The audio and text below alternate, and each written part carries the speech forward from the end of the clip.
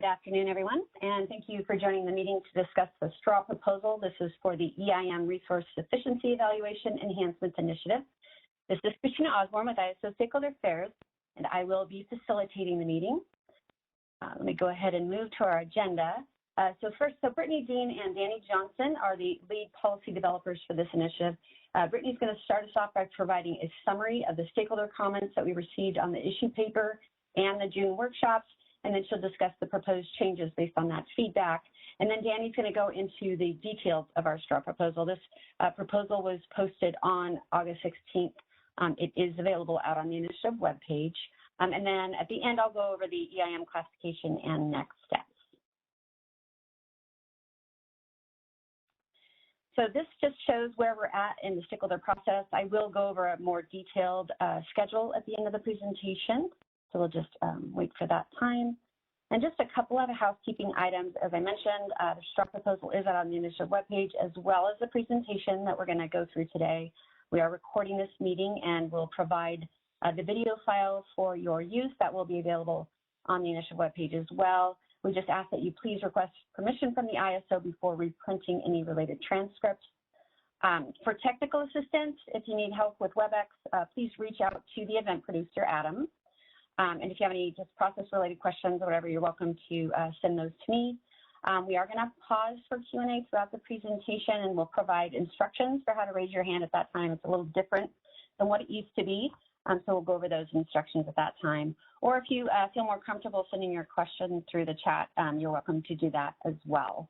You can either send that to me or you can send it to all panelists, and I will read it out loud to the entire group. So with that, I'll go ahead and turn the meeting over to Brittany. Thank you, Christina. As Christina mentioned, I will be going over the stakeholder comments we received from the workshop and issue paper and how we incorporated those comments into the proposal that we will be talking in more greater detail after we go over the stakeholder comments. Next slide, please. First up, we'll be first discussing our design principles for the RFC.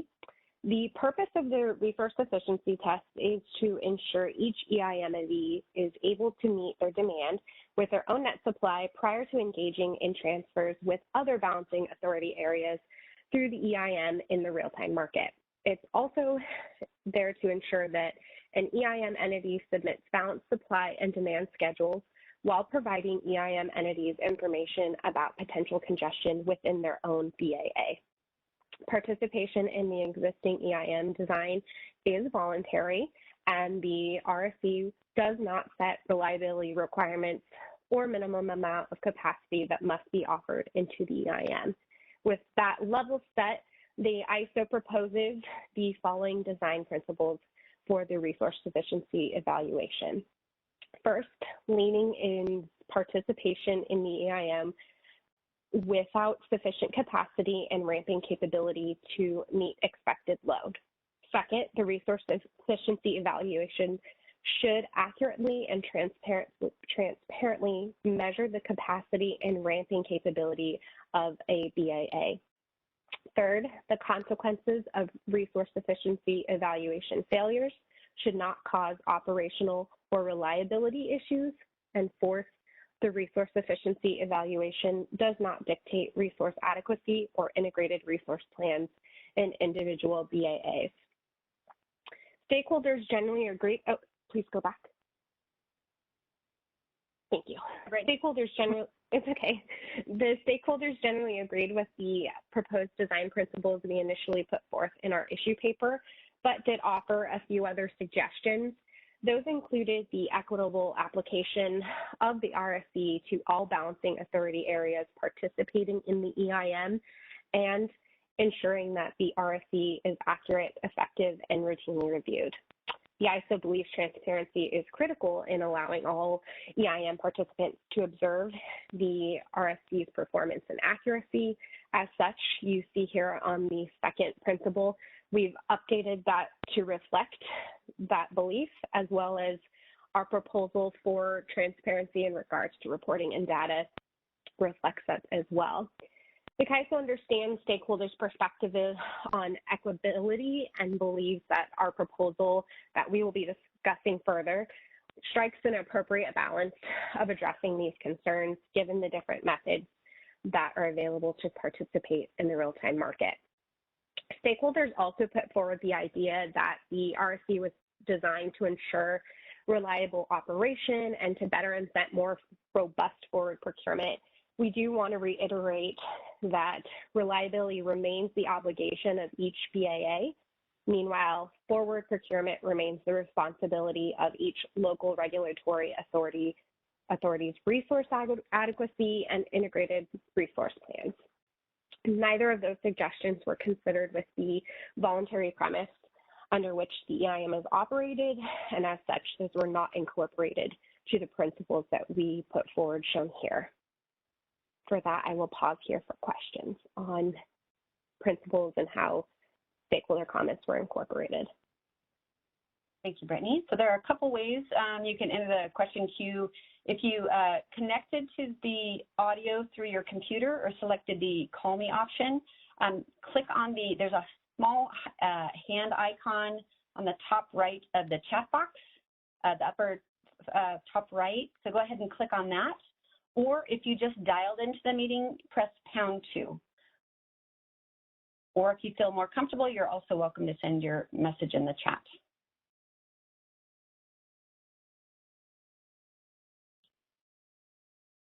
All right, and I do not yet see any questions in the verbal queue. And I do not see any chat questions, so we'll go ahead and move on, Brittany. Okay, thank you. So for the first portion, we are going to be talking, there was a lot of discussion around potential consequences of failing the RSC. Generally, stakeholders supported the ISO first focusing on making design changes to the actual test before then discussing what consequences should be applied. There was even a few stakeholders that raised concerns regarding whether financial consequences were appropriate altogether given the voluntary nature of the EIM. The ISO recognizes that this topic needs further stakeholder discussion and policy development input. So we are proposing to defer the additional policy development to a second phase of this initiative. We believe that after these enhancements that we are proposing in this part of the initiative have been completed and implemented, then once they've been implemented, the ISO would, with stakeholders, review the performance of the RSC and then determine any appropriate failure consequences. As far as scope items that is being discussed here, we'll get into that a little later, but we're proposing that for phase 2. And I'll pause here for any questions about this topic and stakeholder comments. Okay. Again, you can select the hand icon on the top right of the chat box, or if you just dialed in, press #2, please.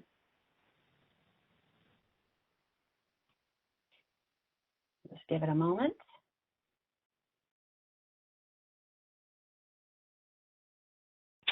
All right, I do not yet see any questions in the verbal queue. Okay, we'll go ahead and move on then.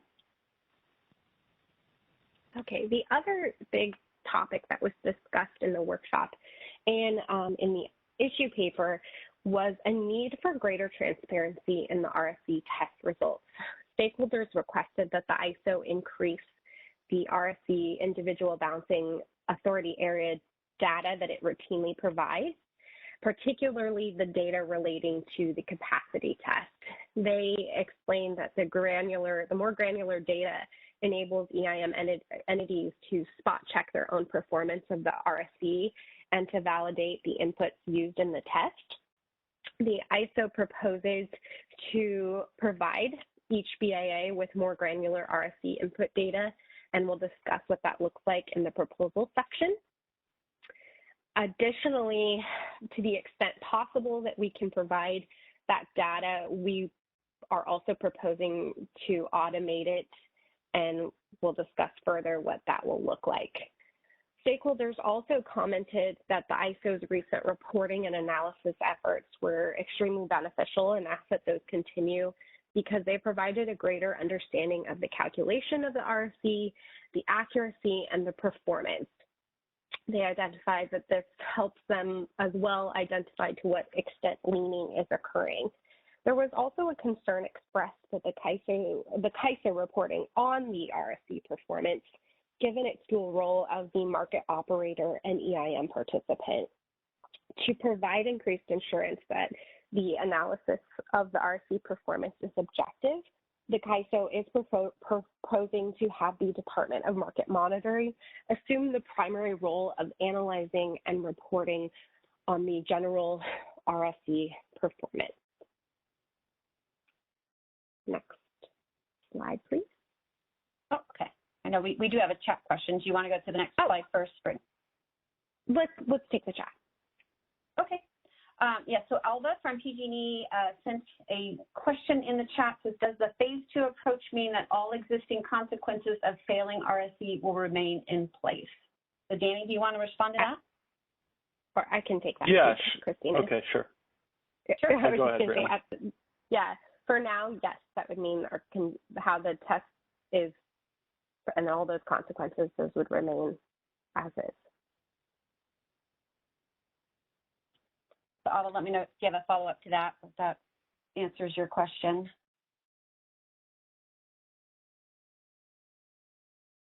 Great. Okay. Looks like we addressed this question. Adam, do we have anybody in the queue at this time? Do not have anyone in the verbal queue at this time.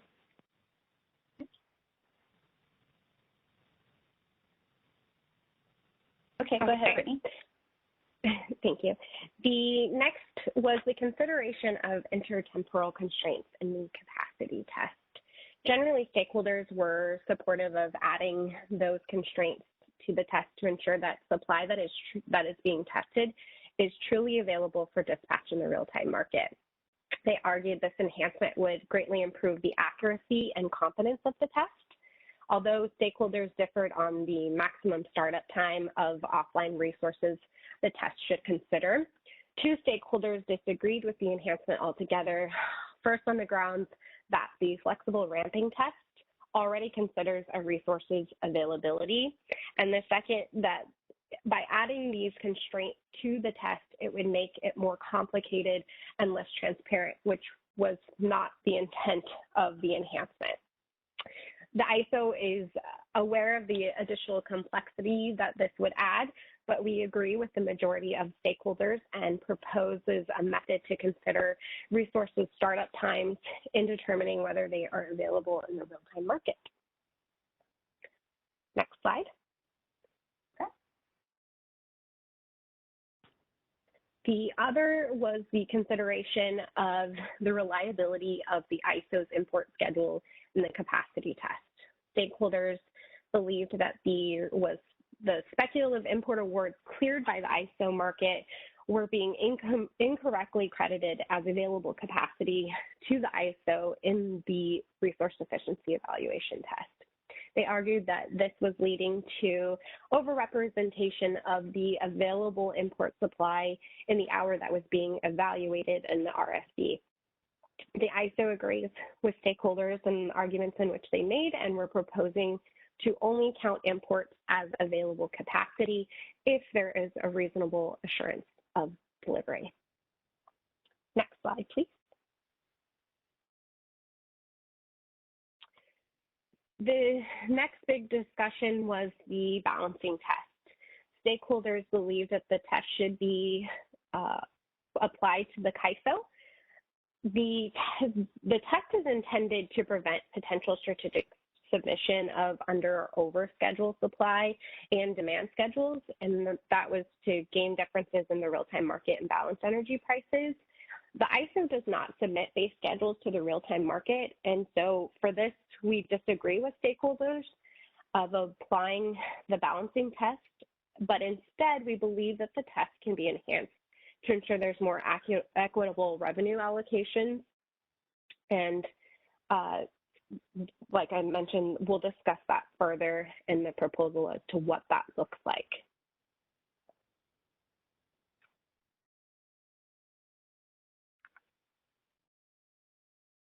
The consideration of operator load adjustment, in addition to the demand forecast.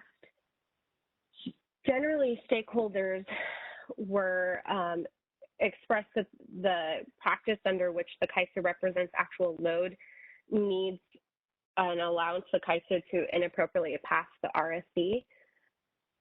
And the ISO acknowledges this issue, but we believe that the RSC is not the appropriate venue to address these concerns. There's many reasons operators make adjustments to the forecast, and those two can account for uncertainty between the day ahead and real-time market horizons, the potential for the real-time flexibility to be awarded behind transmission constraints, and for forecast error. Like I mentioned before, we don't believe that this is the correct avenue, and we can discuss that later. And different in the proposal, we can get to that as well. There was a few stakeholders that sought some additional clarity on the definition of leaning during emergency events. They advocated that when a balancing authority is in an emergency alert and arming firm load as reserve, then that by definition is the resource being insufficient. We agree with stakeholders, and we're proposing to limit BIA's incremental transfers when an emergency alert is in place.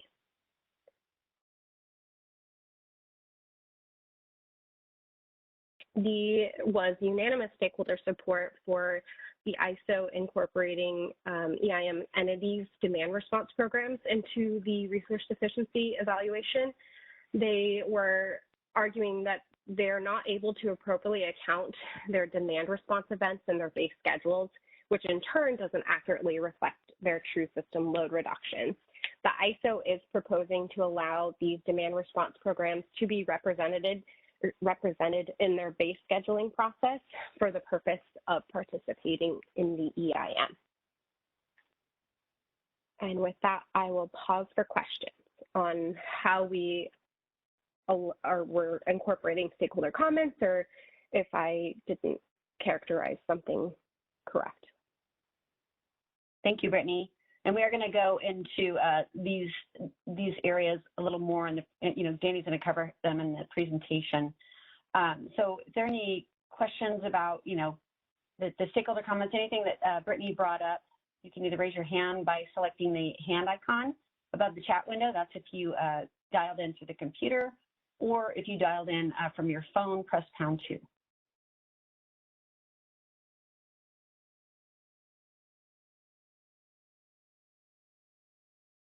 All right, and I'm not yet seeing anything in the verbal queue. Great, thank you, Brittany. All right, Danny. Thank you. Details of the straw proposal. Go ahead, Danny. Thanks, Brittany. Can you hear me, Christina? Yes, thank you. Okay, thank you. You want to go to the next slide? So as Brittany mentioned, we're proposing to break this initiative into two separate phases. The first phase will really target accuracy improvements, and you can see the list of the accuracy improvements we would be proposing in phase one, while the second phase would then review consequence enhancements and potential additional accuracy improvements to the extent that they need a little extra work after the first phase. I think this tracks pretty well with the comments we received from stakeholders. I think the joint EIM entities said it pretty well when they, and quoting their comments, that until the accuracy and effectiveness of the EIM RSC are generally agreed upon, it's difficult to arrive at the appropriate responses to EIM RSE failures. That's something we really took to heart, and so it's reflected in our proposal to split this and try to get the test right and make sure all the different EIM participants are comfortable with the design of the test, how it's being implemented, and then how it is impacting their EIM entity and their BAA before moving into a second phase when we can consider consequence enhancements. We have a slide at the end kind of going through a little bit more detail on that and the timeline for that. So if you have questions, we can address those a little closer to the end of the proposal.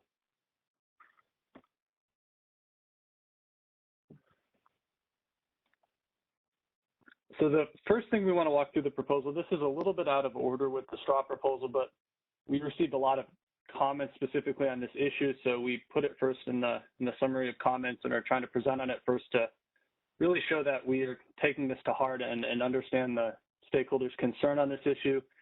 And it's really to get the CAISO out of the reporting game regarding the RSC.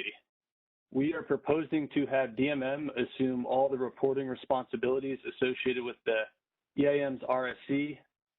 This would include the reporting on metrics on how the RSC is working and how each BA is performing, as well as the quarterly reports that are made to the EIM governing body. To us, this is a good fit. The DMM already does significant reporting on the ISO's real-time market and on the RSC. So this is just incremental additional work for them. To try to ease the burden of them taking on this responsibility, we are also looking to work with the DMM to automate some more real-time type RSC performance metrics and post those somewhere on the CAISO website, things like CAISO Outlook Today RA type information on how the RSC is performing and how different BAAs are performing on the RSC. Can you go to the next slide, Christina? So these are 4 initial thoughts that we've had initial discussions with DMM on potentially having as more of a real-time type metric that the DMM is designing, the ISO is just helping to implement and get real-time information on. The first would be unloaded capacity versus Eim transfers during tight system conditions. This is something that we heard requests from a couple stakeholders. This is basically a proxy on how well is the test working. Ideally, you shouldn't have significant Eim transfers in excess of your unloaded capacity because everybody's supposed to come to the Eim resource sufficient. Whereas the 3 latter requests are more, how good are our assumptions and inputs going to the RSC actually being reflected in real time? Currently, we lock a lot of these at T55 to make sure that EIM participants have assurance and kind of know some of the inputs in the different iterations of the RSC and curing period so they can fine-tune their base scheduling. That does come with a trade-off on accuracy in the actual operating hour, since it's just freezing the forecasts earlier in time. So getting additional information out on those trade-offs was something that initially seemed reasonable. But again, the ISO is not going to be reporting on these. We would be helping to facilitate the DMM reporting on whatever metrics and variations of these metrics which they think are appropriate. Can we go to the next slide? So the other thing that Brittany talked about that the ISO will be facilitating is additional data transparency. We would be looking to provide much more granular detailed information on the performance of the capacity test within the RSC via CMRI.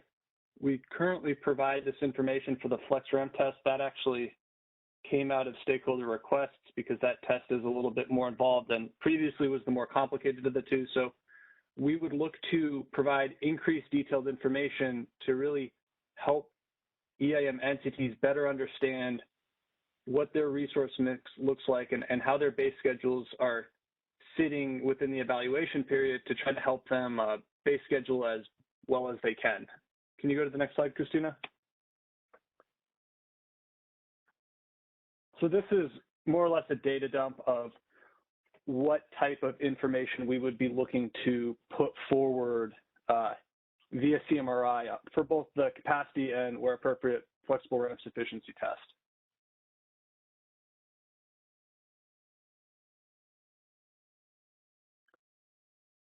I'd like to pause and see if we have any questions on any of the data transparency and then changes in reporting that the ISO is proposing as part of their straw proposal. Oh, and before I do that, I would like to mention some of those metrics.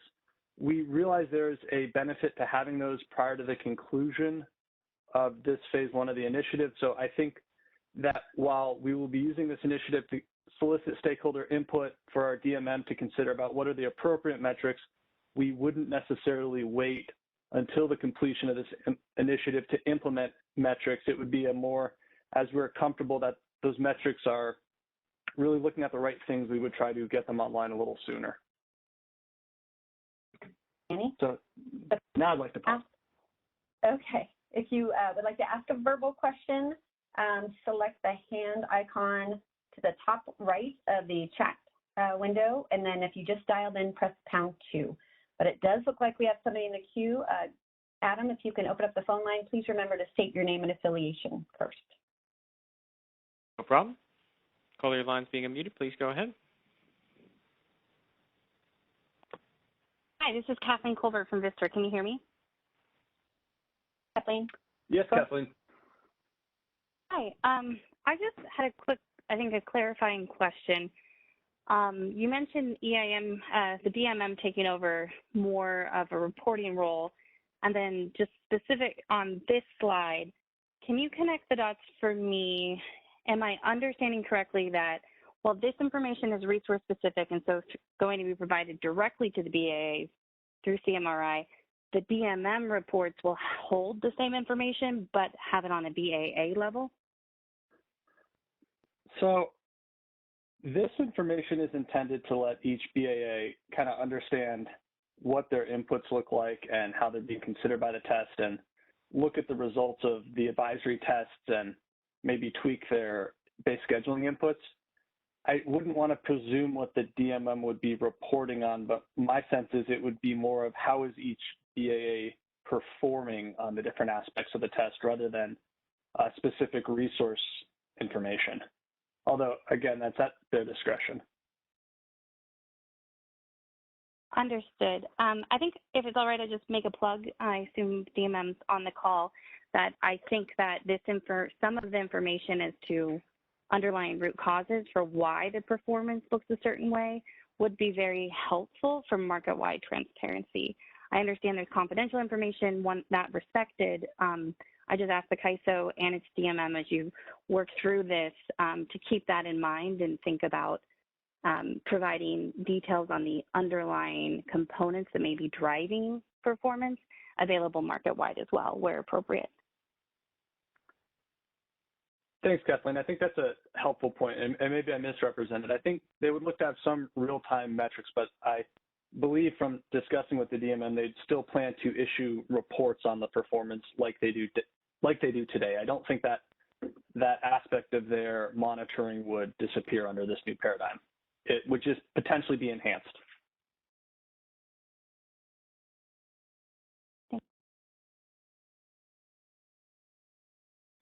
I don't see anybody else in the queue.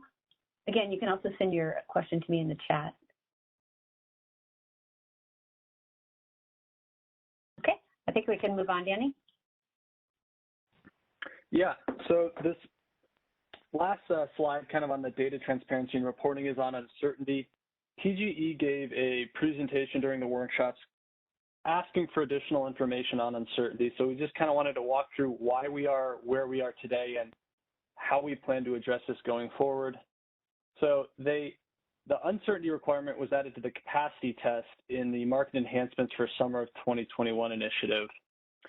We currently are reviewing the impact of adding this to the capacity test and would look to present the results at an upcoming MSC meeting. We do have an MSC meeting coming up this Friday where this will be a topic under, the RSC generally will be a topic under discussion. Our plan would be if we're able to complete the analysis in time and get it presentable to give an update there, because I know the MSC had questions about the histogram methodology's use in the uncertainty calculation and how that could potentially impact the capacity test. Regarding additional metrics about how accurate that methodology is, we would not look to make those as part of this initiative.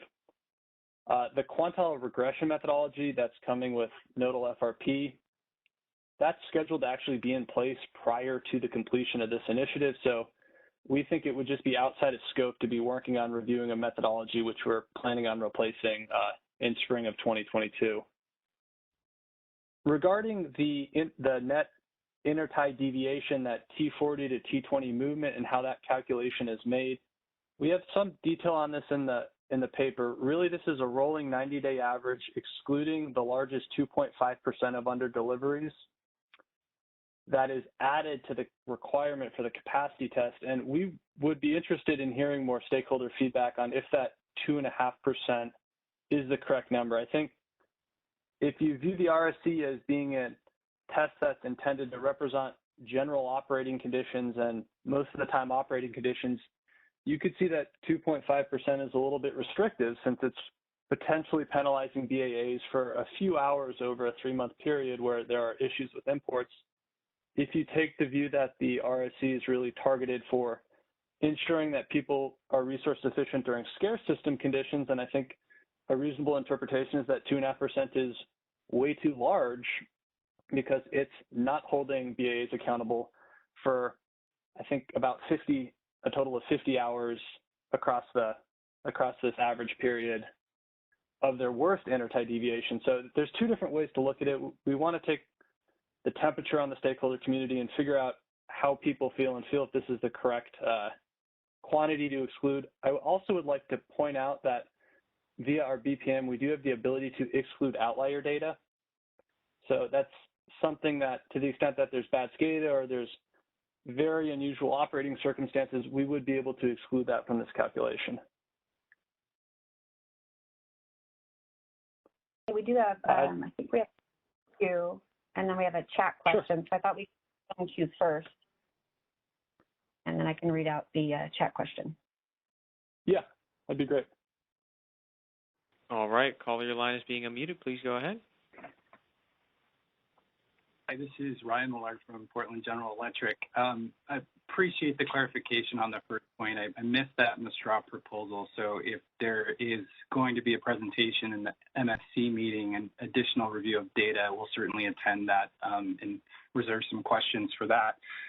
But regarding the 2.5% margin, if CAISO isn't going to supply us with the data we need to perform such an assessment, which is the only conclusion I can draw if the CAISO has stated that developing data reporting metrics for the existing histogram calculation for variable energy resources and load is outside the scope of this initiative, it's difficult for us to assess the validity of the 2.5% margin or have faith in general in the values being used.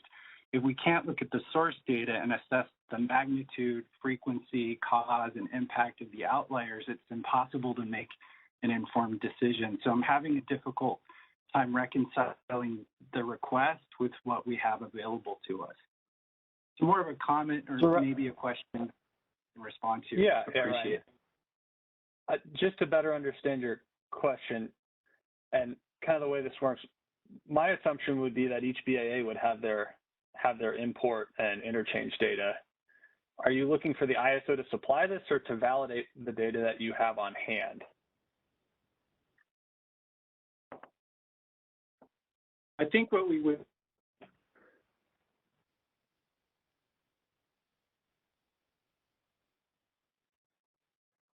And I'm not sure if you're speaking. We can't hear you. He might have actually dropped off the line. Might have had a connection issue. Okay.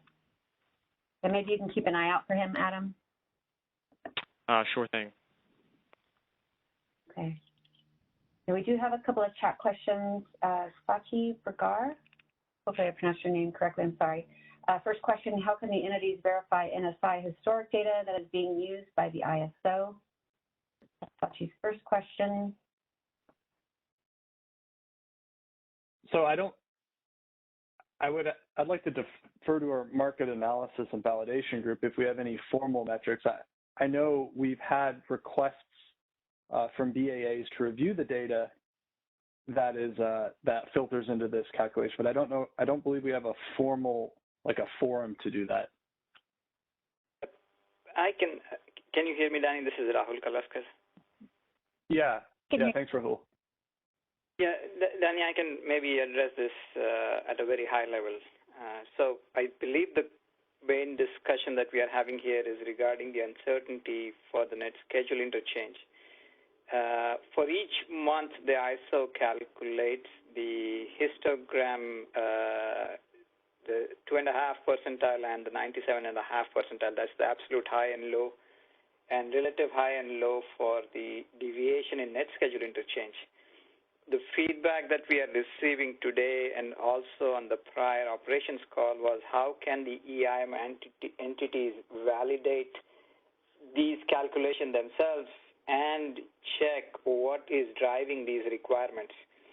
So we have been doing some analysis in-house to see how we can provide a process for EIM entities to validate that. And I believe, based on what we have seen, the EIM entities should have all the information available through CMRI to do that calculation. It may be beneficial for ISO to help the EIM entities walk through a process of using the CMRI data and then do the calculation yourself. And we can take that into further consideration and maybe use one of the future quarterly meetings to walk through a process and show exactly how the ISO does the calculation. And if that is beneficial, we can work with our customer service team and try to arrange that discussion in a future call.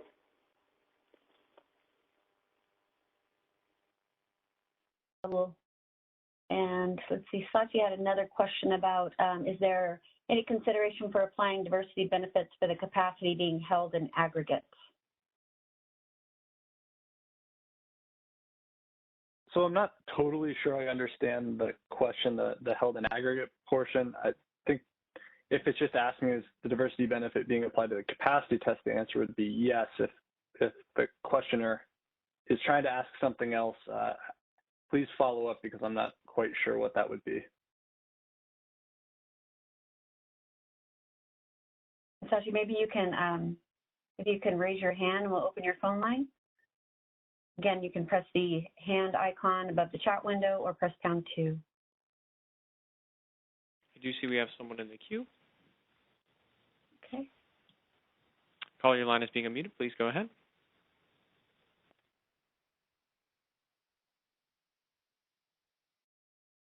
Hi, Kevin, you're unmuted. If you can just unmute your personal device. Can you hear me now? Yes. Yes, we can. Sorry. Hi, this is Kevin Morlock from PNM.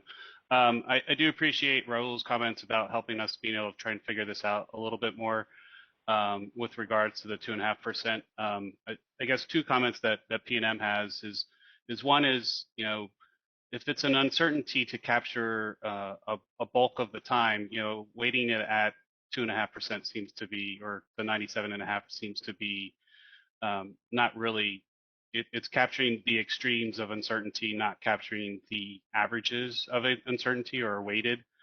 And so, I think it feels that it's rather highly invasive if there's a couple outliers. And the process for trying to go through and validate and get those outliers seems to be still yet not to be fleshed out enough. And so, I think CAISO and EIM entities need to go back and look at that overall outlier percentage.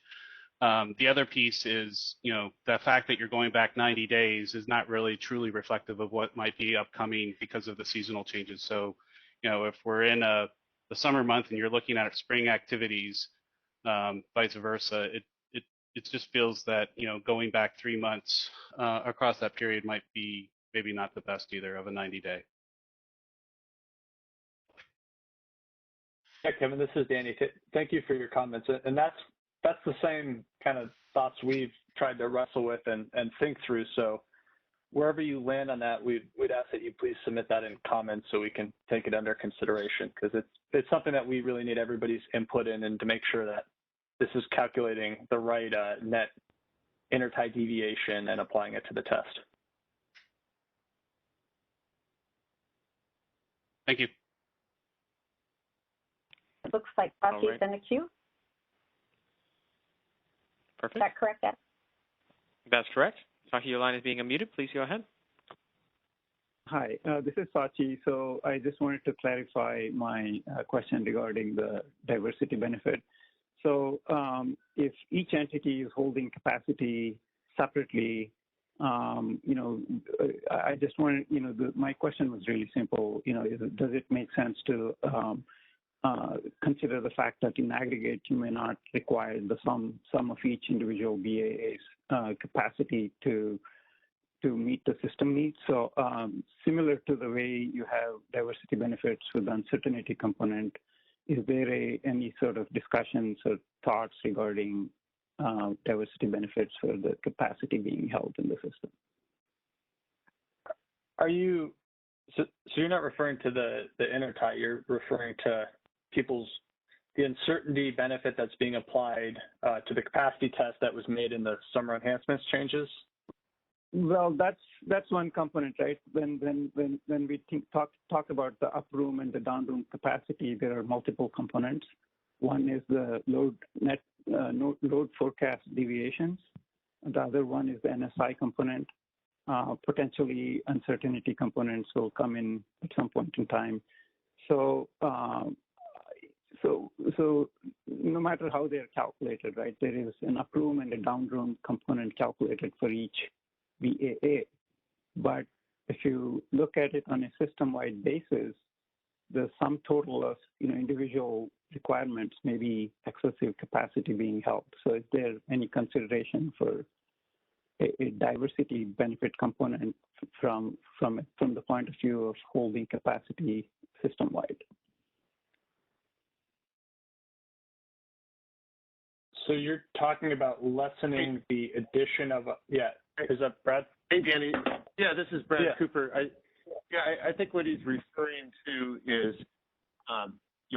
for example, California RA requirements are based on the coincident peak load, not necessarily each utility's peak load. But that's a interesting and probably theoretically correct suggestion, but I think that would be a longer term consideration, or maybe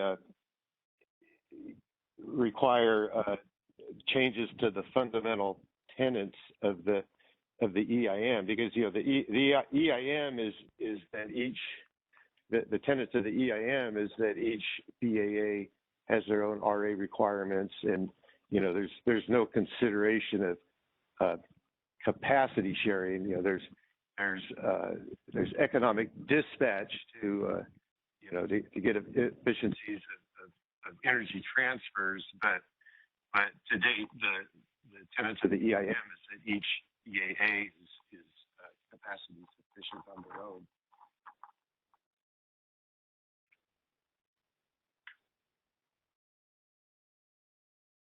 That's a good answer. I was just wondering how you compare those considerations when you compare with the diversity benefits we apply for the uncertainty component, flex ramp uncertainty component. Is that similar, or is it different from a design perspective?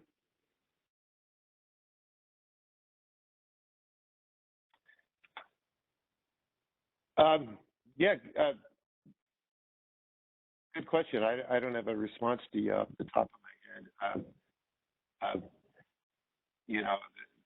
The flexible ramping is an ISO market requirement, which I think is a little different than BAA's individual resource adequacy requirements. Would be my initial reaction. But yeah, interesting point. Okay, thank you. All right, and we do have another caller in the queue. Before we jump to that, I'd like to, Sashi, can you put your comments in, or submit that as written comments so we can have a little more time to think about it? Thank you.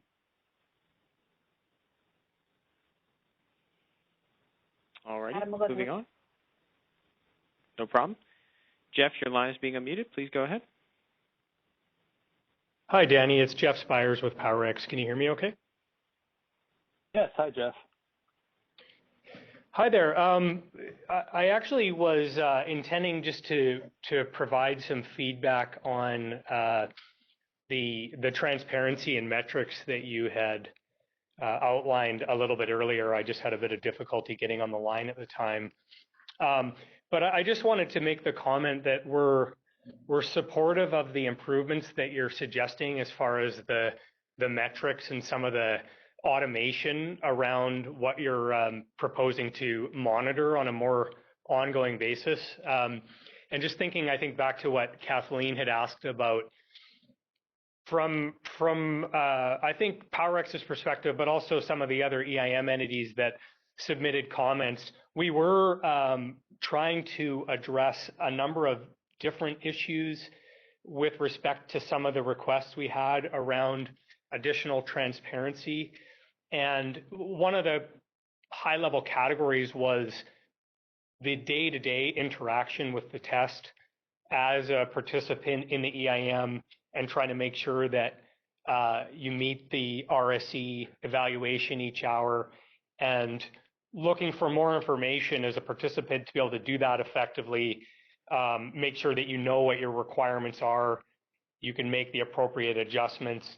But it's also beneficial, I think, to have the participants be able to validate the outcomes and identify issues as they come up and be able to bring them forward if there's something about the test that doesn't seem to be appropriate. So I think those the additional information just to make it easier to kind of consume and understand the test each hour is really important. And then more generally, though, in terms of market-wide reporting, I think the metrics that you outlined are good, and I'm sure there are more, but generally speaking, I think what we're hoping for is, one, an ongoing evaluation of the accuracy, and I think some of the analysis CAISO had done previously and presented at the MSC was sort of a great example of that, and really what led to a lot of the dialogue in this stakeholder initiative about what changes need to be made. So having those kind of metrics about, is the test accurate, are the inputs accurate, is important, so that if there is something that's remaining after these improvements are made that needs to be adjusted, that information is readily available and that can be done in a timely way. And then the last one is just the performance of the test. I think there are some metrics out there right now that either CAISO or DMM have put forward around pass and failure rates, but adding some more in-depth analysis about that, about failure rates, when they are occurring, as well as what the quantity of EIM transfers are into BAs when they're failing, I think will be helpful, not only for just understanding how the test is performing, but it also informs the discussion of failure consequences as well. Because one of the issues that we've really struggled with the freezing approach is that can have significantly different repercussions if you happen to be importing or not in the previous interval. And as we know, there are different patterns of trade activity in the EIM. And so kind of by definition, you have different levels of consequence for different entities. And so it doesn't necessarily provide that equitable consequence for everyone of failing the test. So those types of metrics, I think, are really important for all of us to be able to understand, is the test accurate, but also inform the policy going forward around what are the appropriate failure consequences. So I just wanted to provide that feedback around the transparency. Yeah, and thank you for that feedback, Jeff. I think we agree with you that the more information we can get out there that's not proprietary about how the test is working and how it's impacting different BAAs and how it's performing, the better. That being said, and it's a little bit of a pun, if we're moving to let DMM do the reporting on this, we would have to defer to them and defer to their judgment on what are those appropriate metrics. So I think that's where we are right now, and I have confidence DMM will be reporting on this and will be adding additional information. Thanks, Danny. I think that's all we have in the queue. That is all we have in the queue. And I don't see any other chat questions. So go ahead and go to the next slide.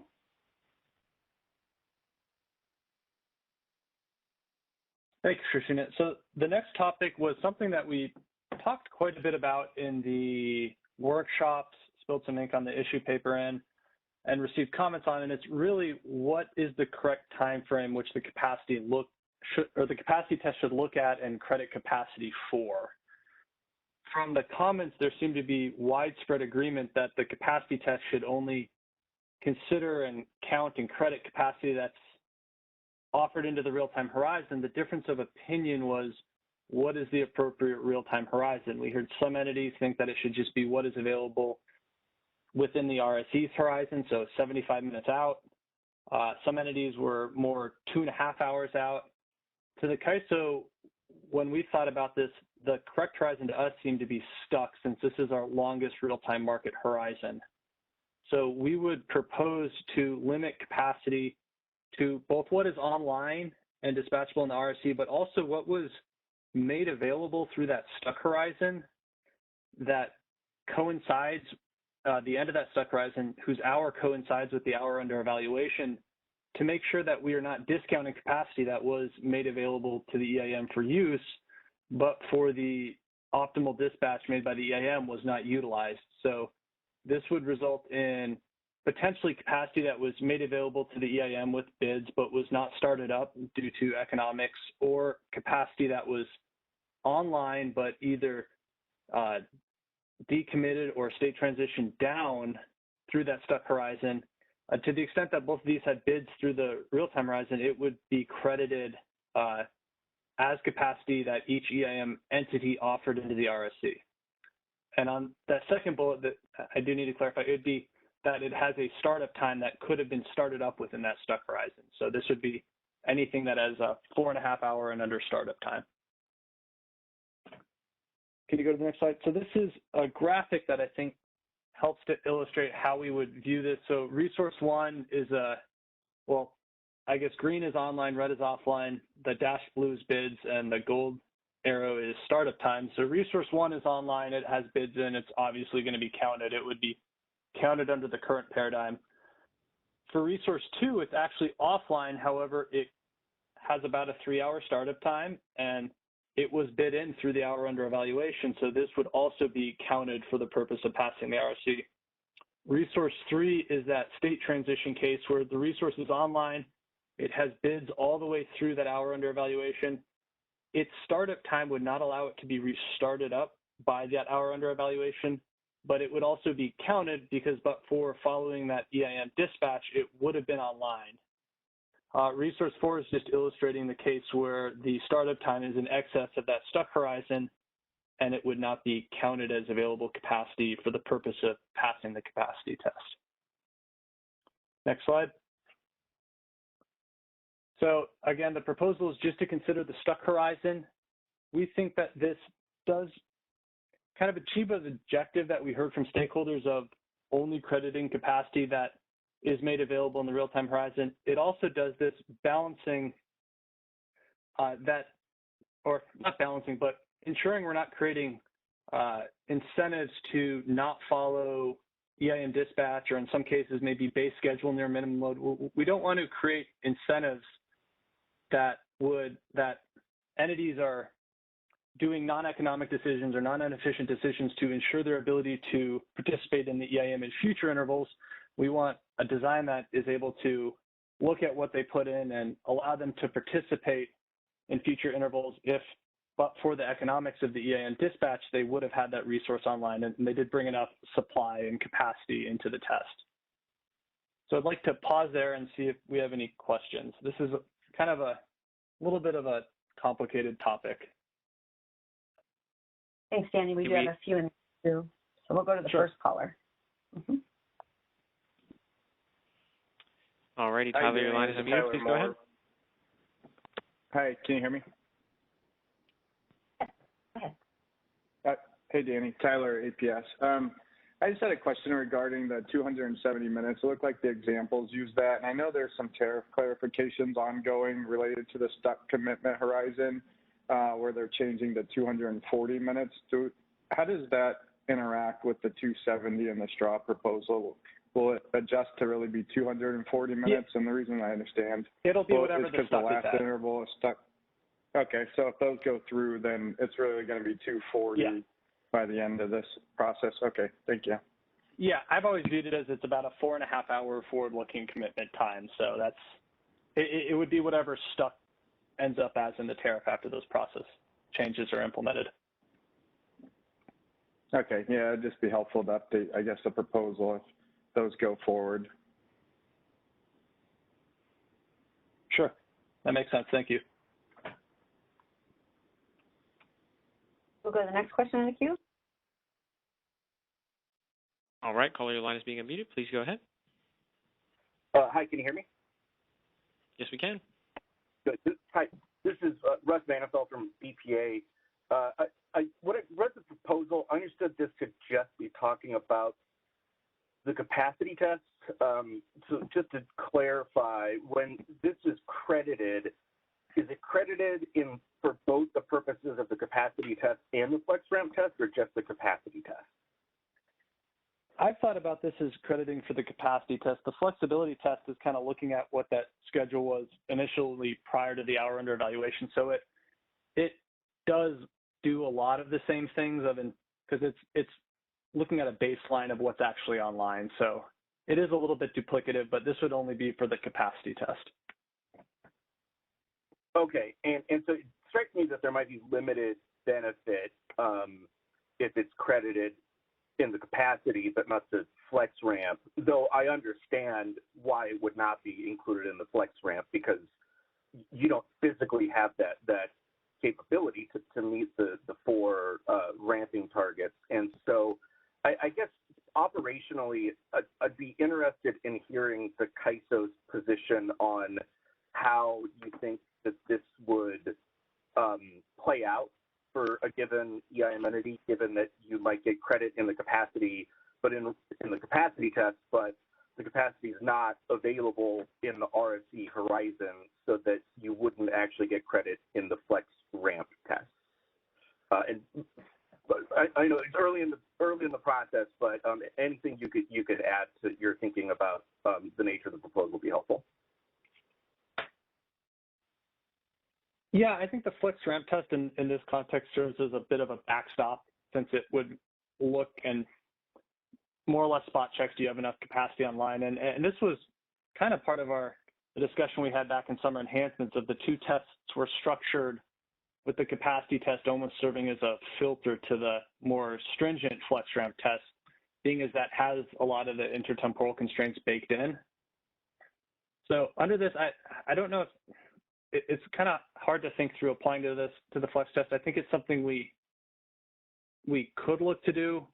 The downside is that test is already fairly complicated, and there's a lot of different intertemporal inputs to it, and people or EIM entities have struggled historically to pass that just due to its complication and all the different moving targets. So adding more, I think, does have a clear benefit, but it's something we could consider if there's strong stakeholder support for.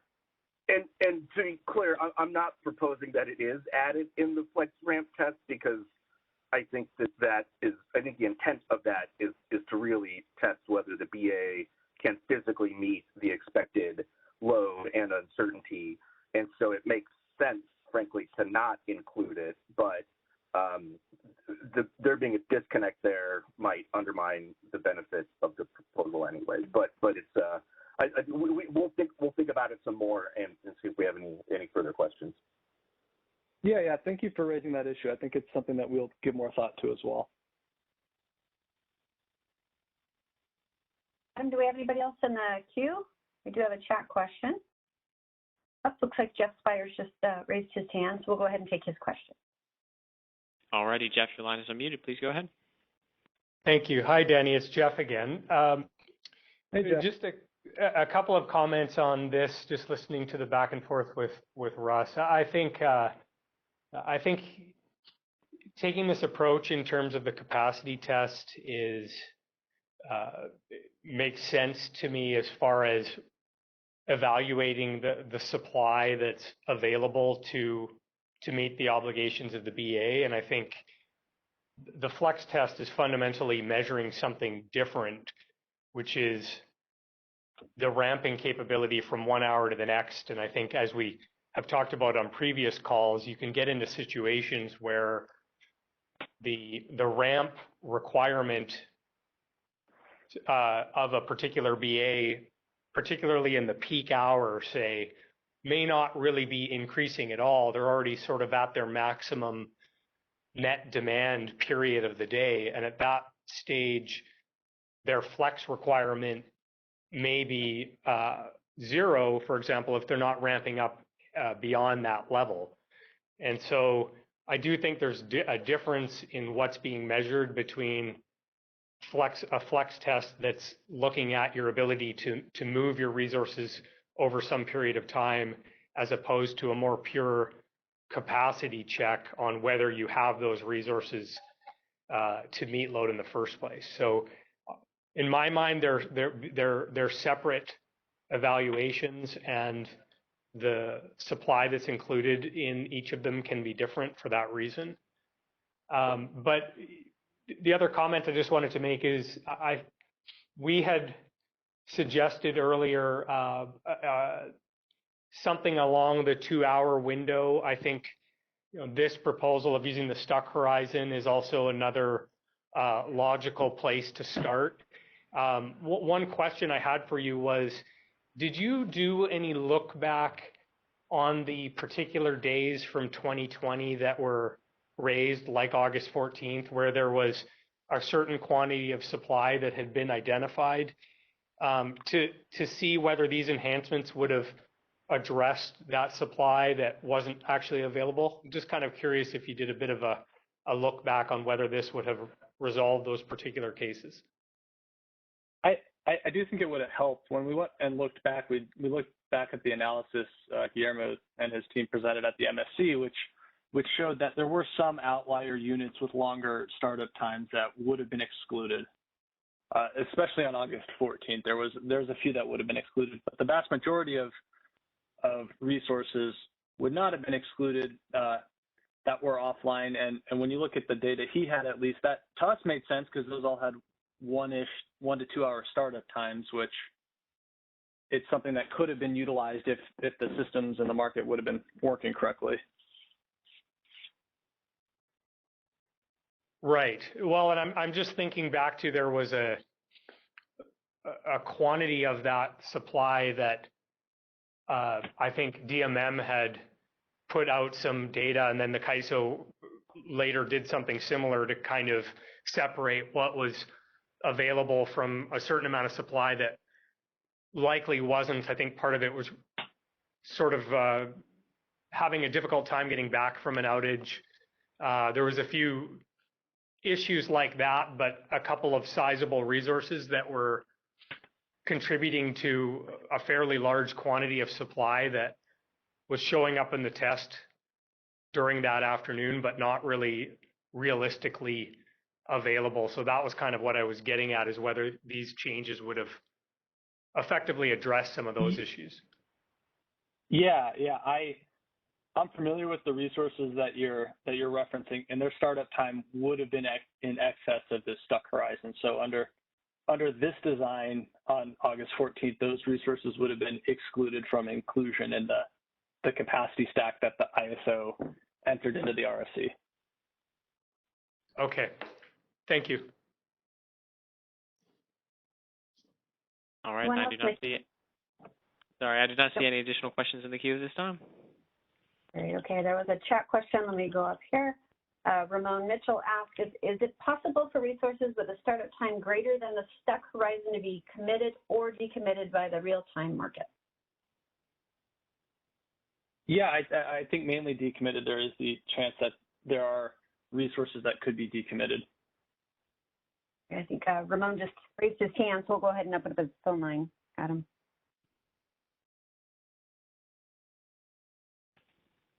All right. Ramon, your line is being unmuted. Please go ahead. Hey there, Ramon Mitchell of Pacific Corp. If I had a 6 hour start time generator and it was decommitted by the market and has bids in all day, then is it fair to not count that capacity if it was an economic decommitment made by the real-time market? So I think, Ramon, the situation you're referencing is that resource 3 that we had on the previous graph. It essentially, we wouldn't want to penalize you for having an economic decommitment of a resource that was made available to the EIM for dispatch, but for that EIM dispatch would still be online.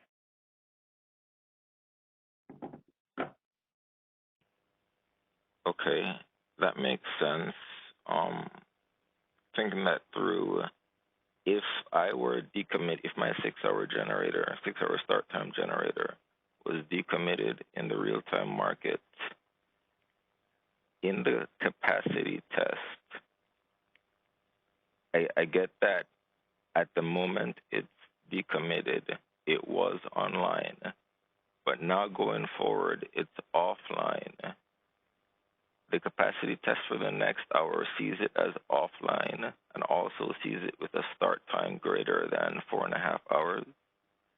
So now, am I still not counted? At which point do I become not counted, or am I counted? How am I counted for the entire? I'm trying to understand at which point I flip from being counted to not counted, if I flip at all. I think you would be counted until the time that either your bids ran out and you didn't have bids available anymore, or once you could be restarted, potentially you would be discounted. But if you have a 6-hour startup time in this example, you would be, I think, counted to the time period where your bids ran out.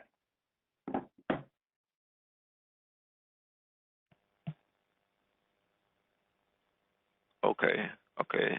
That was not my understanding from the resource 4 graph, but perhaps I took away an incorrect understanding. Thank you for your clarification. Okay. All right. We do not have any additional callers in the queue at this time. Great. And I don't see any chat questions, so. Okay, we'll go ahead and move on, Danny. All right, thanks, Christina. So the next topic we wanted to run through was how we propose to treat demand response. There was more or less unanimous support for EIM entities' ability to include their demand response programs as an input to the RSC to the extent that they're unable to be represented by one of the resource models offered by the ISO. Rather than making exceptions for how resources are modeled in the EIM, we are proposing to allow the demand response program's expected load reduction to be accounted for by demand forecast adjustments. We would envision this some type of user interface in the BSAP application where an entity would be able to account for, with just entering the expected demand reduction, the relief that they would expect to receive from that demand response program. We were thinking of doing this at the CLAP basis and then distributing it per the LDFs that are provided to us by the EIM entity to make sure that the base schedules or the load-based schedule that eventually gets calculated for settlement is as accurate as possible. The thing that we were trying to inquire and solicit feedback on is this does have the potential for misuse. Their demand response could be entered that would be potentially below that 5% threshold where the underscheduling penalties trigger. So we wanted to get stakeholder input on if we provide this ability to do this and to manually adjust your load forecast in this way, is that 5% for underscheduling still the appropriate trigger for the underscheduling penalty? And then is that 150% of LMP still the appropriate penalty should underscheduling occur when demand response is used in the base schedule? The risk on this is essentially this could be under 5% inputted into a base schedule and basically reduce the threshold for participating in the EIM with that excess energy just being settled as imbalance energy. Does anybody have any questions on this?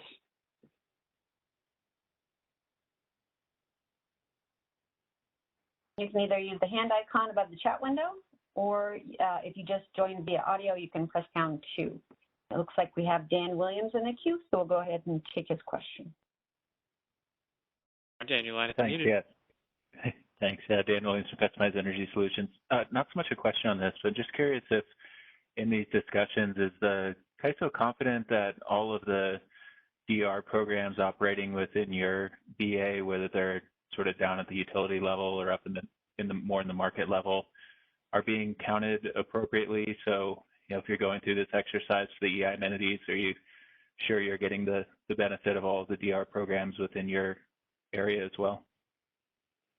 I think that our RA programs and the way that the demand response capacity is credited through them is designed to account for this for the CAISO. And so to the extent that it doesn't, I do recognize that you have a concern, but that seems to be better addressed through the through RA changes and how demand response is considered for RA purposes.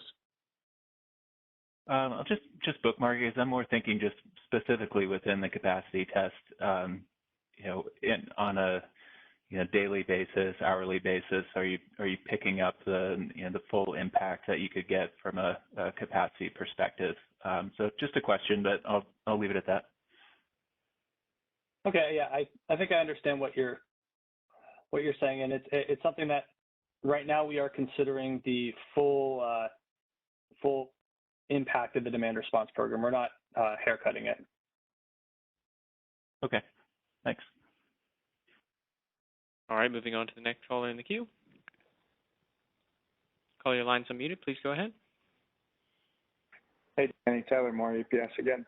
I just had a question on this option. Would it also be able to increase your load? So if you had a program that shifts usage to earlier in the day and reduces it during the peak, could you increase the load early in the day and decrease it later? Or is this only a reduction in load considered here? I don't think we've thought about the load shifting paradigm. The RSC is only looking at capacity in that next hour. So I guess I don't see why you wouldn't be able to use this to adjust your forecast up if you had one of these programs and wanted a more accurate load-based schedule calculation. Is that what you're getting at? Yeah, just if it's, a significant amount of load, we could adjust it up for that, what's considered pre-cooling in the program and in the earlier part of the day to reflect that increased usage, but prior to the decrease later on in the day. My initial take is that seems reasonable. We hadn't thought of it, but that's something that we can give more thought to. Okay, sounds good. Thanks, Danny. Definitely include that in your comments, Tyler. Be interested in hearing that. And then one other person in the queue.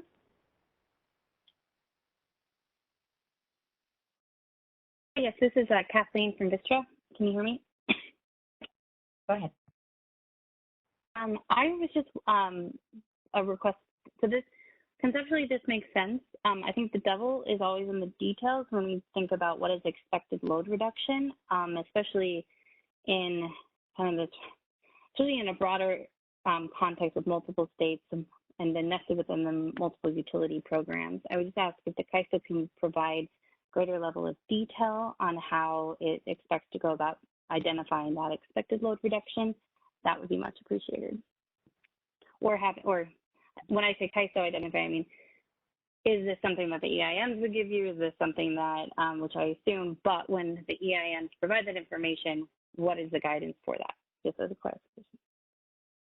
Okay, thanks, Kathleen. I think this would be information we would expect the EIM entities to provide to us and to submit as part of the data package they submit through the base scheduling program, because they should know much better than the ISO what the expected reductions in demand would be in their balancing authority areas. But really, it is a devil in the details, and that's where that 5% comes in, because to the extent that we wouldn't want this to be misused, but to the extent that that full demand reduction doesn't show up, that could show up as underscheduling, which could potentially expose that EIM entity to underscheduling penalties. That's just something we wanted to highlight and get input on.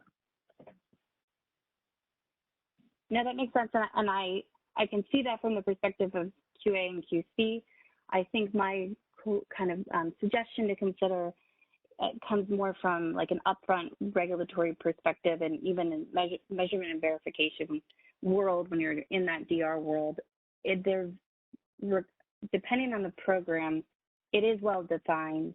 And while it may go without saying, I think it's worth considering putting out a guidance or a rule whenever you set up either the tariff or the manuals that says that the expected load reduction that is submitted by each EIM entity BAA must be consistent with the measurement and verification rules that apply to that program. I know this is a little devil in the detail regulatory, but I think it's worth potentially documenting that that is the expectation. Yeah, thank you. Thanks, Kathleen. I think that's helpful. The one thing I didn't mention is in the paper we have we would look for some type of affidavit that the program is being used and being represented as it's designed. And so I think what you're saying is an addendum to that, a little more granular about that the program is being represented within the EIM consistent with how it's designed and the local regulatory authorities that approve it. Yeah, that's great. Thanks for the detail. Thank you, Dan. Yep. Thanks, Kathleen. All right, I do see we have someone else in the queue. Mm-hmm. Hi, can you hear me? Go ahead.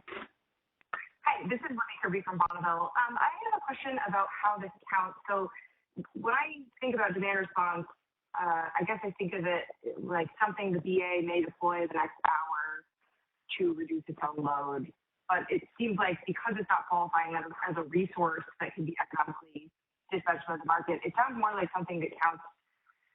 It may be something like the ABC bucket, but I'm wondering if you can explain a little more why this would count towards the demand forecast or into the RFEs. Is it something that is like BAs are saying it's absolutely going to happen next hour, or is it something that is like a potential something happening in the coming hour that a BA would choose to do?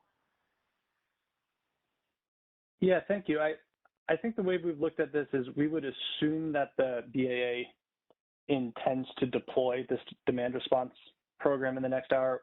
With the RSC, we're trying to measure and test against what the best idea of what the expected load would be in that next hour for each BAA. So normally that's the demand forecast, but to the extent we can't account for demand response programs in that demand forecast, this would be a way for that capacity to be represented for each EIM BAA.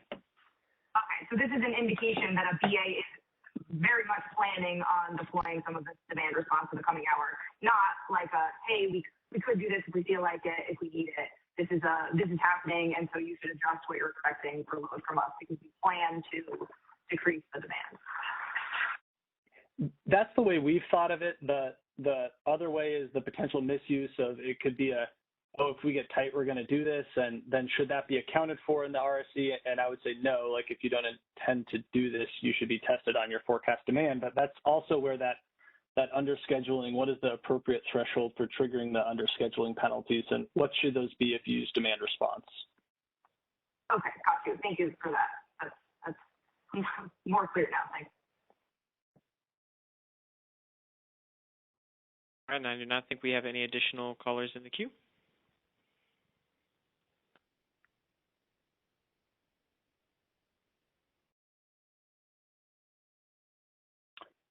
Okay, can we go to the next slide? Sorry, Danny, I was talking. Sorry, I was reading off a question in the chat. I had my phone muted. We did get a question in the chat from Ramon Mitchell, and he asked, when is 150% of the LMP applied as a penalty in the over-under scheduling test? And have the penalty percentages been updated in the last couple of years? So that 150%, I believe, is applied if the underscheduling is in excess of 5% of what that calculated load base schedule is. So if the metered value off what we think it's going to be is in excess of 5%, then that 150% gets applied. I believe there's a secondary penalty that if it's greater than 10%, I think it's 175% of LMP. And I believe these went in 2015 or 2016, and I don't believe they've been updated since then. However, I would defer to James Lynn if maybe he thinks they've been updated. I don't believe they have been. Hey, this is James Lynn. I don't know if you can hear me or not.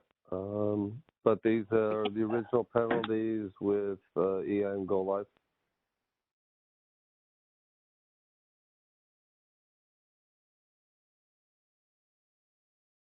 Okay, thank you, James.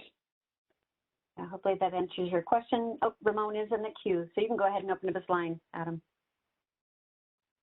Hey, if these were the original penalties that were implemented at Eim Go Live, I thought they were 25% for 5% to 10%, and then it was either 50 or 100 for 10% and above. I have no recollection of 150% of the LMP as being the over/under scheduling penalty. Am I mistaken, James? So what it is the overscheduling, underscheduling penalty is in reference to your settlement of your uninstructed imbalanced energy for load. So the LMP is 100% applied there. And then in the penalty itself, the additional 50% or 100% to get to 200 is applied here. Or it all depends upon, again, if you're overscheduled or underscheduled. If you're, I'm probably going to get this reversed. If you are underscheduled, then it's 25 and 75%. If you're overscheduled, it's 50 and 100%. I can get you the exact percentages you need, but the whole purpose is this is additional penalty to your UIE settlement for load. I see. This is incremental based on UIE to load, and not just simply the over/under scheduling test penalty prices, if I understand you correctly. That is correct. So in this particular case, when it says that if you are outside the 5%, the 50% would be applied within the overscheduling, underscheduling penalty, because we've already applied 100% of it in the uninstructed imbalanced energy settlement of load. Okay, thank you. Yeah, because that slide is misleading somewhat. Thank you for the clarification. Yeah, that's the language that's actually within the tariff. So it's the difference between the tariff language and the implementation of the tariff language.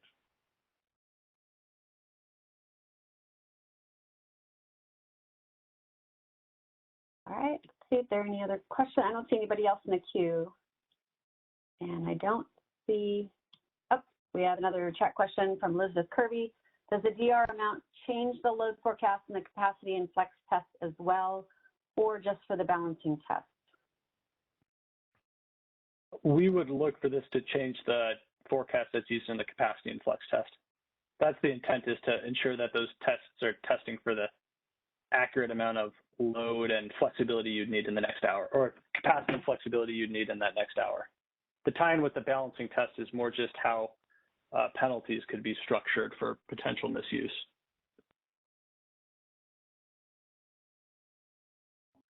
Hopefully that answers your question, Elizabeth. Let me know. I think that's all we have. Yes, okay. So those are all the questions we have, Danny, so we can go ahead. Great, thanks, Christina. The next topic that Brittany touched upon a bit earlier was the concept of speculative imports that get ISO awards being counted as available supply for the purposes of ISO passing the capacity test.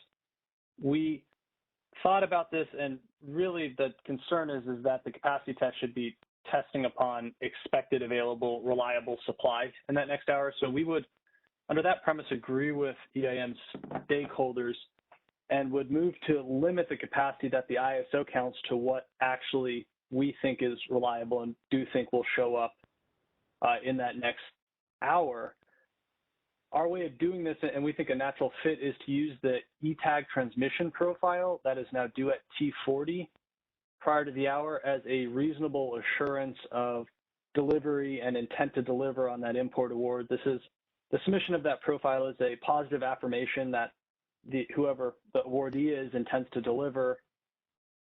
On top of that, there are some fairly large under-delivery penalties which further incent the actual delivery of the energy even or in addition to the tag, the transmission profile of the E-tag being required. So we thought this struck a good balance of limiting the capacity that's not actually, that we don't have confidence in showing up from being considered in the RSC. There's some sequencing. This happens at T40. Currently, the final RSC is at T40. So what we would actually look to do is when the T30 RSC goes live spring of 2022, that market schedule that the ISO uses to input, we would go back and either haircut the import awards that don't have this transmission profile submitted, or add this onto the capacity requirement amount commensurate with the untransmission profile tagged awards. I'd like to stop and see if anybody has questions on this item.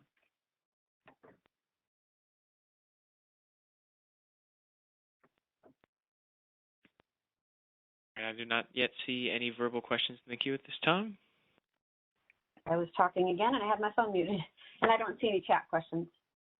Again, you can select the hand of the chat window if you do have a question you want to ask verbally. So I will go ahead and move on. So we talked a little bit earlier about the balancing test. This was discussed in the workshop and in the summer enhancements. And the question of equal application of the different components of the RSC came up. And the idea was raised, why isn't the ISO, why isn't the balancing test and subsequent over and under scheduling test applied to the ISO? And we thought about this and don't think this is the right thing to do on principle. The balancing test really is intended to ensure that any EIM participant that utilizes the base scheduling process is submitting base schedules close to what the expected actual demand will be. It's to try to drive alignment there and to prevent the systemic gaming opportunities. On top of that, when we even thought about how this could apply to the ISO is very differently situated. That imbalance settlement is off of a 1 hour out forecast and the actual real-time demand. For the ISO, the natural settlement would be on the day ahead schedules against what the actual demand is. And so the ISO is both differently situated in that we can have a large amount of uncertainty that occurs between day ahead and real time. So it's not an apples to apples apply this to the ISO. On top of that, we have market design features like convergence bidding, which are also intended to drive schedule convergence between the day ahead and real time markets. So we didn't think this was appropriate to apply to the ISO. We do recognize that the potential for the ISO or any entity that doesn't utilize the base scheduling process to derive revenues from the failure of an entity who is exposed to the balancing test is probably inappropriate. So we would propose to actually exclude any entity that doesn't utilize base scheduling from receiving any revenues from entities who fail. And we checked with our DMM last week, and it looks like so far this year, this has been about $1 million in revenue that was distributed to the ISO due to one very large underscheduled event and the ISO having a larger pro rata share of the load in the EIM that was given to the ISO. So under this new paradigm and proposal, all of that revenue would have just been distributed to entities who are exposed to the balancing test.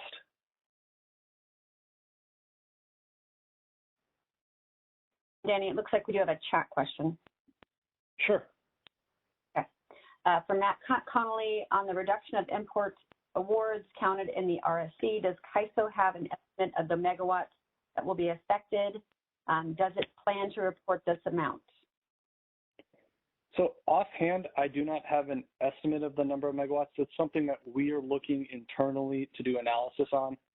The intertie deviation settlement policy that drives that new T40 transmission profile deadline is relatively new. I believe it went in the spring.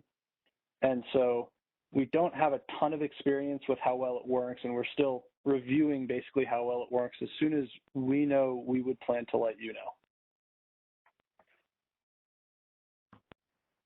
Hopefully that answers your question, Matt. Do you have anybody in the queue, Adam? I don't see anybody. One in the queue at this time. Okay, we can go to the next slide, Christina.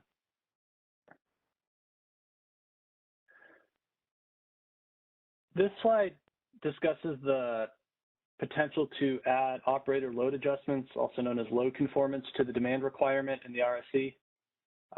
There was a lot of discussion about this at the workshops we had back in June. When we thought about this, I think that the addition of operator load conformance is just inconsistent with a well-designed RSE. If we're designing an RSE, it should really be testing for a BA's ability to meet their forecasted demand, not any forecasted demand plus out-of-market actions such as load conformance that are taken by that BAA.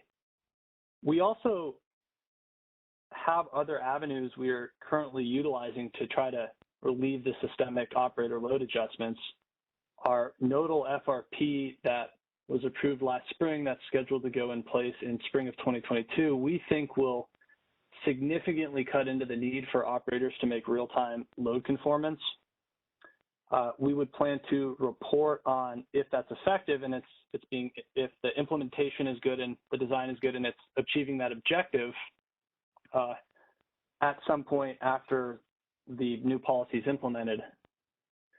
Additionally, the other thing that we thought of that is a large driver of operator load conformance in real time would be forecast error. This is partially accounted for by the addition of the uncertainty requirement to the bid range capacity test. So to the extent that there's reasonable forecast error that falls within that uncertainty requirement, it's already being tested for. I think both of these things, or I think with those two things said, we are still open to the potential to need to include this. We would look to do it, I think, in phase 2 of this initiative should the nodal FRP not work as well as we intend and we think it will. And then we are still seeing systemic load conformance that would be in excess of the uncertainty requirement, which would account for the load forecast error of it. I think at that time we would look to implement this. I do think the implementation is a little bit more nuanced than was discussed in that stakeholder workshop. When the ISO does this, the primary outcome is it drives additional imports, which in turn frees up internal capacity for the ISO. So the ISO is doing this and trying to drive those imports in the HASP horizon, and EAM entities are able to make bilateral transactions hour ahead that then get reflected in their base schedule. So trying to figure out how we could implement this that doesn't uniquely disadvantage any EIM participant who utilizes on a centrally cleared market versus bilateral transactions for imports is something that we'd want to think through, because if an EIM entity thinks that the forecast is a little lower, they need additional flexibility, they can simply make additional bilateral transactions to secure that supply. The ISO, if it would look to do the same thing through our market process under kind of the framework that was discussed at the workshop, that would be added to our requirements. So it's not an equal, equitable application of potential for operator load conformance.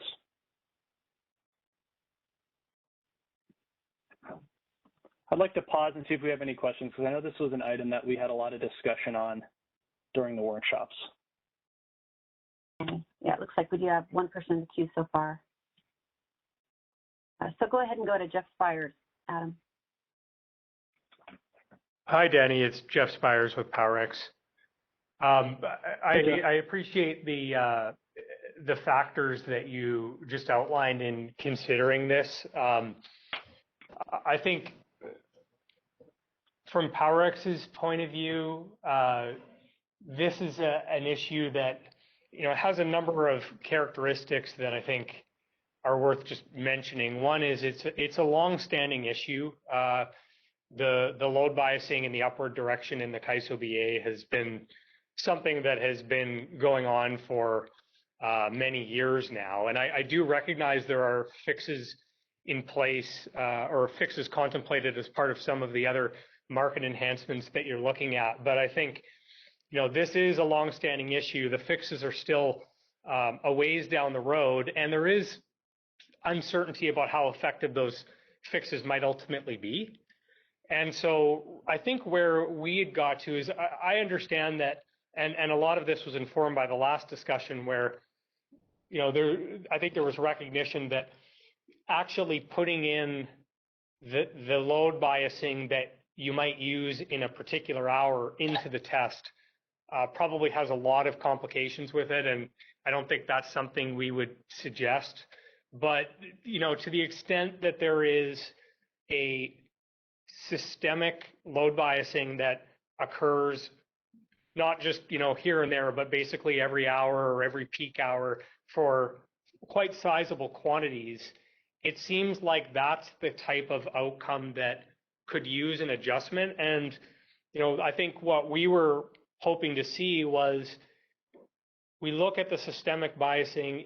If that's occurring, it could be incorporated in the test. If other market enhancements are then made that reduce that quantity or eliminate that systemic outcome, then the adjustments would be removed. And so it seems like there's not a lot of downside to making the adjustments to the test to try to improve the accuracy, rather than waiting some period of time to find out whether or not some of the enhancements are effective at eliminating that outcome or not. So I think that's kind of where we arrived on this issue. It's been a problem and it continues, and we're just thinking that it warrants an adjustment in the meantime. That doesn't stop the CAISO from improving upon some of those outcomes and ultimately, no longer needing to make the adjustment. But why not start there just to try to improve on the accuracy as soon as we can? Yeah, Jeff, thank you for your comments. I think I understand your concern. And to us, this gets back to both all of the different reasons load adjustments could be made, but also the sequencing of the two-phased initiatives. So I think this would be something that we would look to potentially add, but we do want to give a chance for the market enhancements and design enhancements that we've already approved to take place. And those are scheduled to go into place prior to the implementation of the phase one of this initiative even. So we think allowing those to go in place and seeing if they work and seeing if the problem is still there. And then to the extent that it's not resolved, addressing it in phase two is a better utilization of resources from the ISO's perspective. So thank you for your concern. I think we are committed to making sure that to the extent that operator load conformance and adjustments are an ongoing problem, they are addressed. We just want to see if the other avenues of which we're trying to address this issue are going to work prior to committing resources and making changes to the RSC. Okay, thanks for the response, Danny. Appreciate it.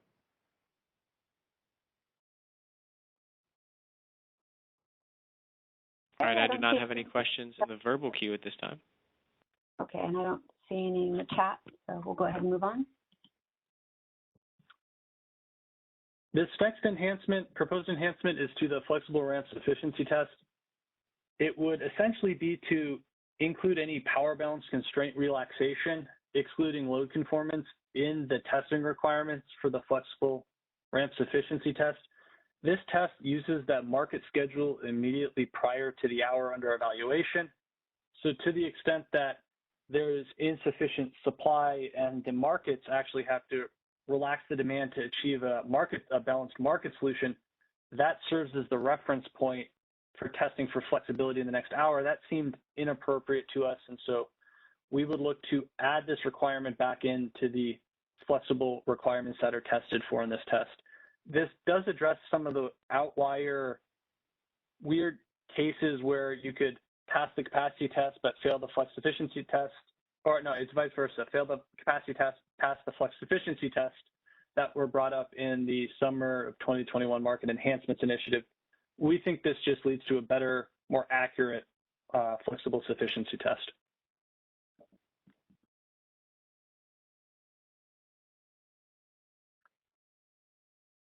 During the workshops and in the comments, there was overwhelming support for limiting the ability to access incremental Eim transfers when a BAA is in an energy emergency and has utilized firm load as reserves.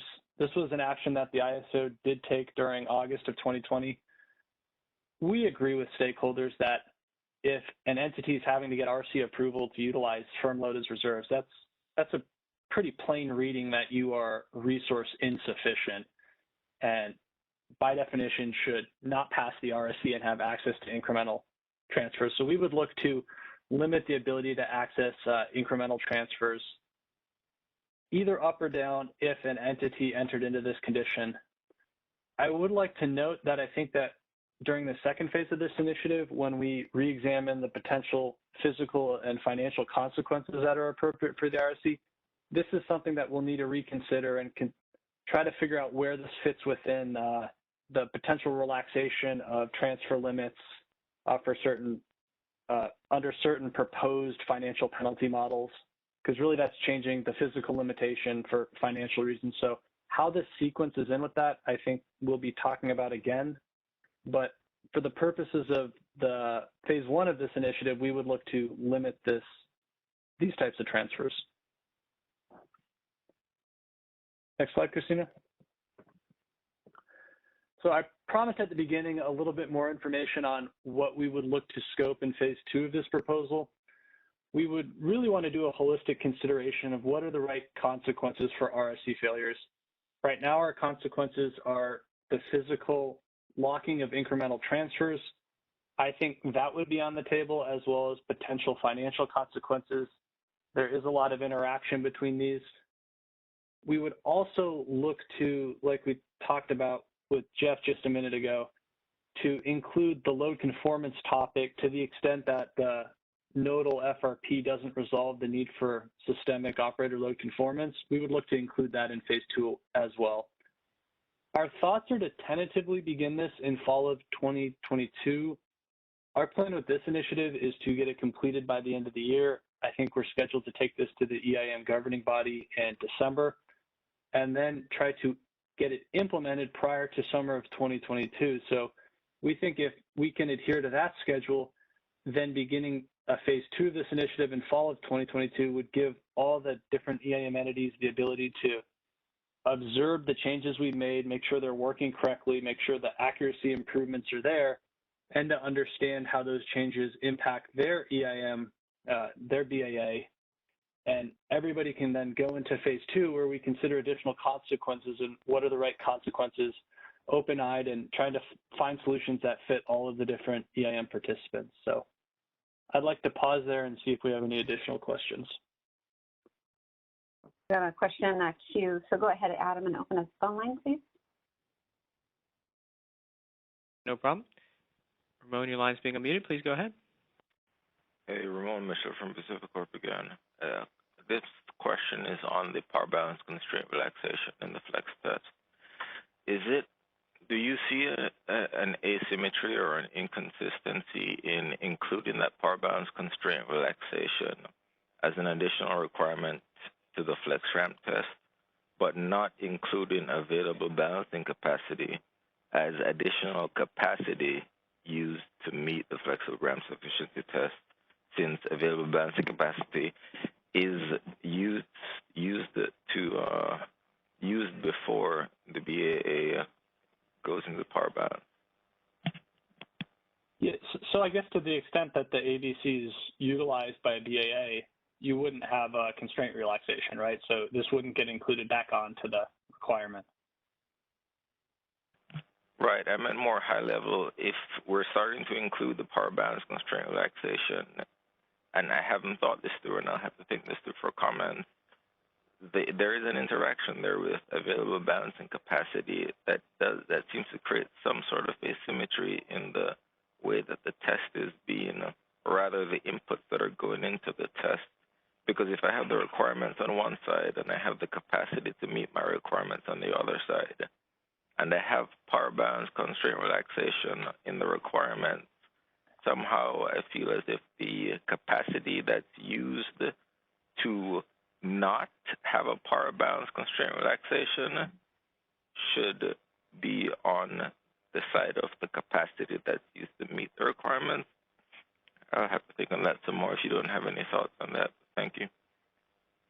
Yeah, I think that the ABC, to the extent it's used to prevent power balance constraint relaxation, would help to not have that added onto the requirements.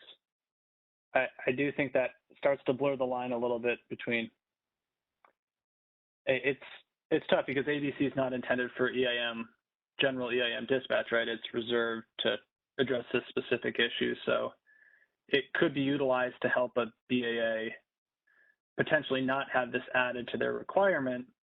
But then the other side of that argument is if they would have just known what the requirement is, they could have maybe base scheduled a little differently, or if they would have known what the dynamics that would have happened in that upcoming hour or in the previous hour that ends in that market solution, that's the reference point, that they may have been able to schedule a little bit differently. So it's something that I think that if you want to put in your comments, we can give more internal thought too to see if this is creating an inappropriate interaction that's inconsistent with some of our other EIM design principles. Thank you. Okay, we do not have any additional. Sorry, go ahead. No worries. Yeah, there's a question in the chat from Chris McLean from CEC. This is in regards to the energy emergencies and firm load utilization. Does CAISO, as a market operator, have a clear path to the EEA status from the RC, both operationally and legally?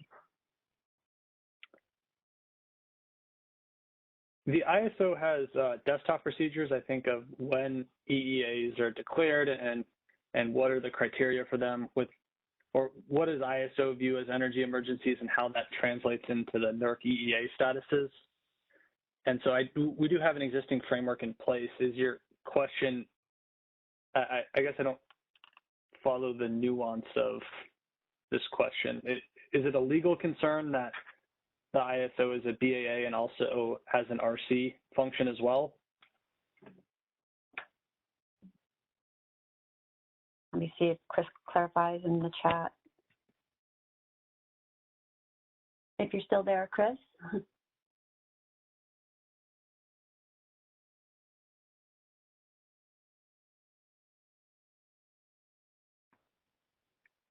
Yeah, he's not responding back.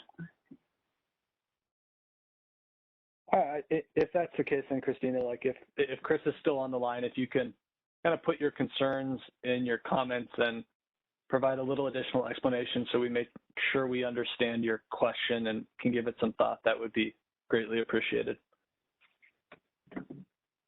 Great. Okay, Adam, do we have anybody in the queue? I don't see anybody, but just want to make sure. We do not have anyone in the queue at this time. Okay.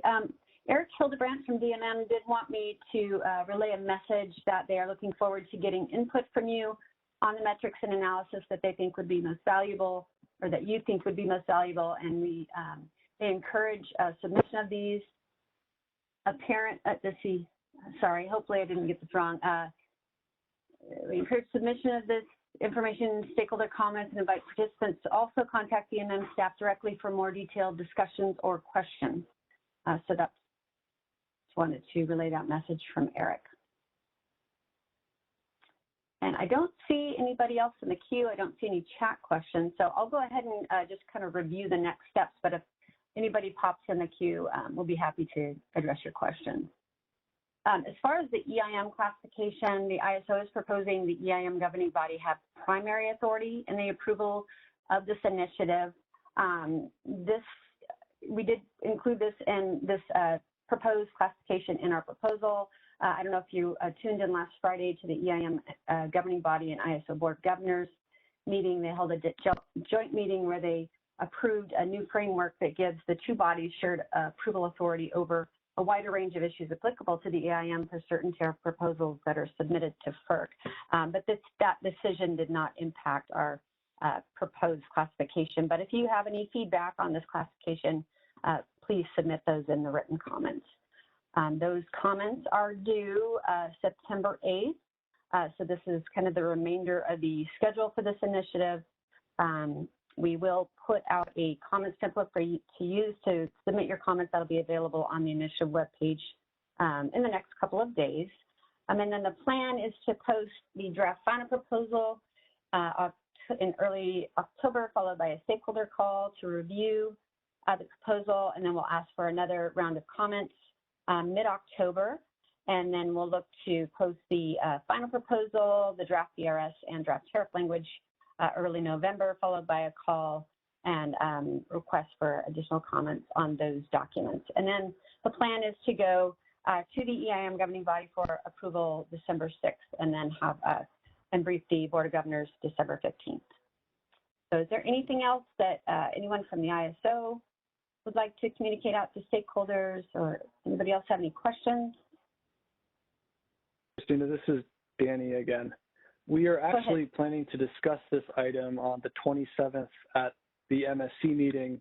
I think we're tentatively scheduled from 12:30 to 2. So that will be probably a little bit more nuanced technical discussion of some of the elements of our proposal. So if you're looking for additional information or additional discussion on this initiative, that would be another place that we will be having a stakeholder discussion. Great, thank you, Danny. Sorry, I forgot about that. Okay, I don't see anybody else in the queue or any chat questions. So thank you all. Really appreciate your participation today, and we look forward to receiving your written comments on September 8th. Again, we will put out a comments template for you to use as a guide in the next couple of days. So thank you again for joining us, and enjoy the rest of your day.